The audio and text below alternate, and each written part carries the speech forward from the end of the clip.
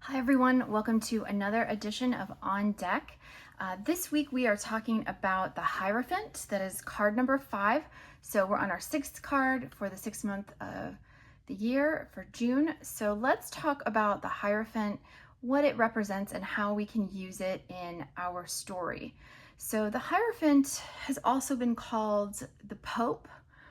It represents structures like institutions. It can represent religious institutions, but it can also represent like universities or the military or any place where, like a company, any place where you work up the ranks to achieve the next level of knowledge, right? So if it's in the church, right, you start, I don't know, the ranks, but, you start as maybe a deacon or whatever, and you move up to a bishop, and then a cardinal, and then the Pope. Like there's a whole kind of tier, the system that they have in like Catholicism.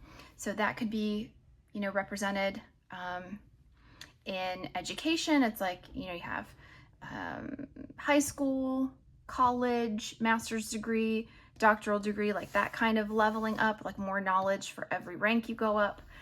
In the military, you start as like an airman, first class, and you work your way up to a staff sergeant or a captain or things like that. So this represents a system of knowledge where you kind of are initiated into the system by degrees, like you're learning step by step by step, and each step you gain some more knowledge. Okay. Usually there's like a couple people standing in for the Hierophant, that are represent like the students. So this is going to be like a master teacher or a master institution that is like bestowing knowledge or secrets, hidden ways of doing things on the chosen students, right? You can see here that we have these two keys crossed, and that kind of represents how learning, in whatever capacity that you're in, learning is the key to unlocking these higher levels of wisdom or of spirituality, or, of kind of attaining spaces and steps closer to I guess divinity, or mastery of a subject, or command of your unit, or things like that. So it's kind of representing this movement upwards, but also kind of the removal of things or people, like washing out, or people that are no longer able or interested in continuing. So you can see like on his hat and on his staff here, there's a large base, right? So a lot of people start, and then to get to the next step, some people are going to be weeded out. And then to get to the next step, even more people are going to be weeded out. So there's only a few people at the very top who possess all of the knowledge, okay, of that system. So in our story, this can represent some kind of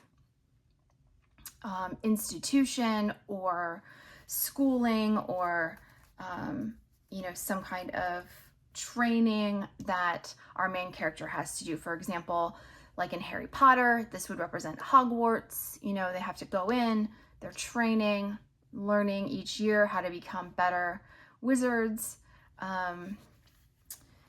Just some kind of like a leveling up of achievement. Okay, so let's get some cards and see if maybe we can come up with some ideas for our main character this week. Like, what kind of institution are they going into?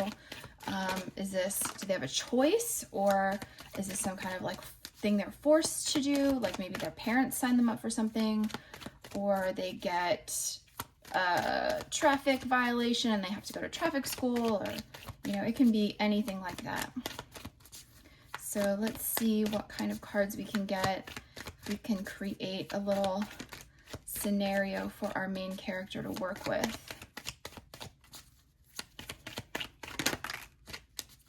looks like we're going to be talking about money and resources here.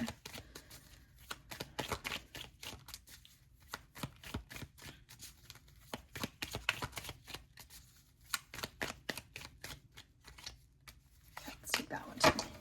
All right. So we have got our Hierophant here. So this is going to represent some kind of systematical learning or something that our main character needs to do. So then we have the 7 of Pentacles and the 10 of Pentacles, and then we'll kind of see what kind of like wrench gets thrown in, you know, to kind of surprise our main character. So the 7 of Pentacles is really this card of like, the way one of my favorite readers calls it is the juice worth the squeeze, right? So is your time, is your investment going to give you a good return? Or would it be better to kind of scrap what you're doing and start over? Like, you have to kind of decide, where are you at in this process? Like, are you going to get the yield from your crops that you need? Or would it be better to just kind of turn the field over and plant something else that might kind of, you know, cancel out your losses? This is really a card of kind of like needing to decide if you're going to stick with what you started with, or if you've outgrown that and you need to move on to something else.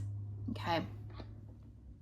The 10 of Pentacles represents, you know, legacy, stability, generational wealth, creating a secure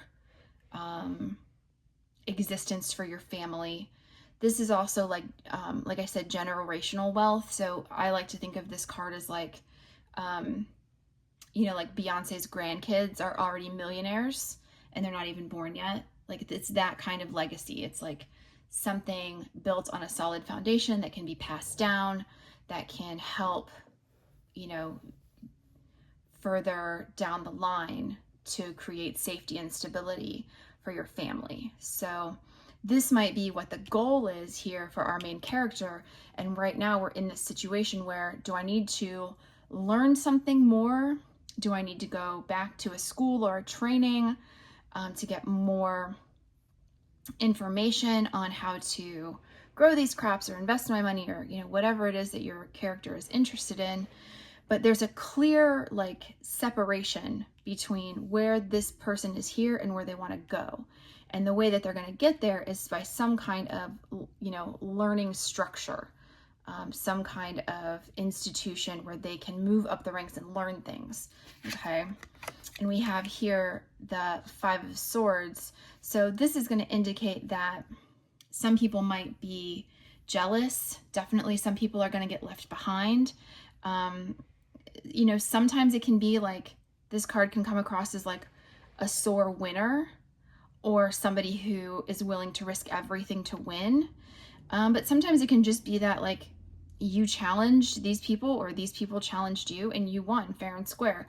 And just because they are upset about it doesn't mean that you should not collect your prize, which is the rest of the swords. So there could be some kind of conflict in that once the main character achieves this stability through whatever you know, course or institution they're going to go through, that other people are going to feel left out or left behind, or like, oh, it's not fair. But it is fair. Our main character has done the work and won fair and square, and deserves the you know, the spoils of their victory. But it could set up a conflict later on where these characters come back to try to make trouble for our main character, right? So maybe in this whole process, our main character has made an enemy. Okay. All right. Thank you guys so much for joining me this week. I hope this was fun and interesting, and I'll talk to you again soon.